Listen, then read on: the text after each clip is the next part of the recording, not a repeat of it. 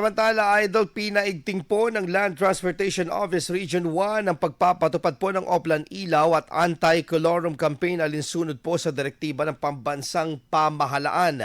Mas pinaigting ng Regional Law Enforcement Section or RLS ang operasyon upang matiyak ang kaligtasan sa kalsada at mas mahigpit na pagpapatupad ng batas trapiko sa buong rehiyon.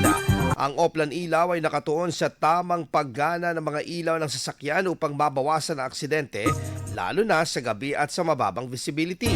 Samantala, tinutugis ng Anti-Colorum Campaign ng mga pampublikong sasakyan na walang permit o prangkisa na kilala bilang colorum vehicles. Nagsagawa ng RLES ng serye ng operasyon sa mga piling lugar sa Region 1 upang hulihin ang mga lumalabag at magbigay ng paalala sa mga driver at operator tungkol sa kahalagahan ng pagsunod sa nasabing batas. IFM News. IFM News. IFM News.